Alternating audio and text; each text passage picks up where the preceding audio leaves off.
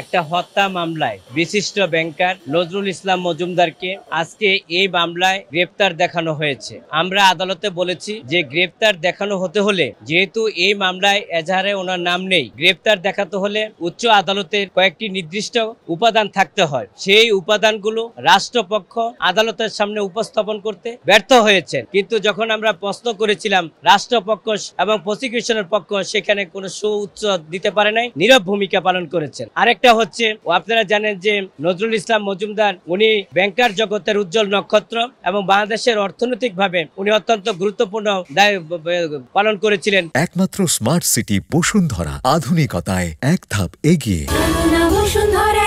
অর্থনৈতিকভাবে শক্তিশালী করার জন্য আজকে দেখেন একটি ওনার সাথে নিষ্ঠুর আচরণ করা হয়েছে, অমানবিক আচরণ করা হয়েছে। ওনায় অসুস্থ ছিলেন, উনি সিনিয়র সিটিজেন, মারাত্মক অসুস্থতায় উনি ছিলেন। পরবর্তীতে উনি যখন এজলাসে উঠানো হয়েছিল, ওনাকে উনি দাঁড়াতে পাচ্ছিলেন না, যে কোনো মুহূর্তে পড়ে যাওয়ার শঙ্কা ছিল। সেই জন্য ওনাকে বসার জন্য একটা টুল চেয়েছিলাম, আদালতের কাছে পারমিশন চেয়েছিলাম, কিন্তু আদালত সে পারমিশন দেয়নি এবং ওনাকে বসারও ব্যবস্থা করা হয় যায়নি, যাতে ওনার সাথে নিষ্ঠুর আচরণ করা হয়েছে, অমানবিক আচরণ করা হয়েছে। আমরা বিজ্ঞ আদালতে বলেছি, মানুষের জীবন হচ্ছে আগে, তারপরে হচ্ছে বিচার। মানুষ যদি আজকে নাই বাঁচে, আজকে আমি অসুস্থ, এটা আমি মৃত্যুবরণ করে আমাকে বুঝাতে হবে যে আমি অসুস্থ ছিলাম। এই হচ্ছে আমাদের জুডিশিয়ালের অবস্থা। তো সম্পূর্ণভাবে আজকের যে আদেশটা হয়েছে, আমি মনে করি সে আদেশ থেকে আমরা ন্যায় বিচার হতে বঞ্চিত হয়েছি।